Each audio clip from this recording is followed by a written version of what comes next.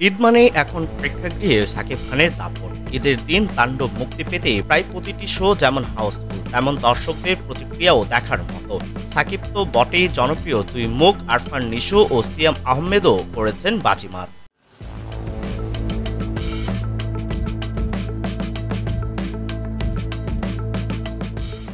সামাজিক মাধ্যমে মেগাস্টারের পাশাপাশি এখন চলছে নিশো সিয়াম বন্দনাও। দর্শকদের কেউ কেউ বলছেন ভিন্নধর্মী লুক, সংলাপ ও অ্যাকশন দিয়ে মেগাস্টার বেস্ট হলেও কেমিওতে নিশো সিয়ামরা ছিলেন মেন্স অব দ্য ম্যাচ।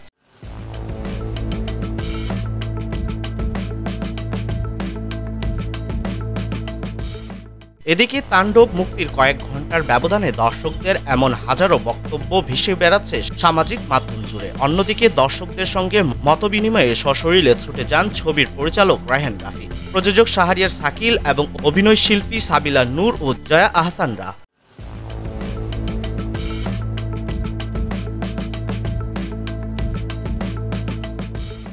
এমন অবস্থায় দর্শকদের উন্মাদনা ও চাপ দেখে শো বাড়ানোর সিদ্ধান্ত নিয়েছেন তাণ্ডব কর্তৃপক্ষ। শনিবার বিকেলে সংবাদ মাধ্যমের মুখোমুখি হয়ে রায়হান রাফি জানালেন, সিঙ্গেল স্ক্রিনে যেমন তাণ্ডব চলছে, সিনেপ্লেক্সের প্রতিটি শাখাও তেমনই হাউসফুল যাচ্ছে শো। এমনকি সিনেপ্লেক্সের সিঙ্গেল স্ক্রিনের মতো দর্শকের চাপ পড়েছে। ঈদের প্রথম 3 দিনে অগ্রিম টিকিট প্রায় শেষ।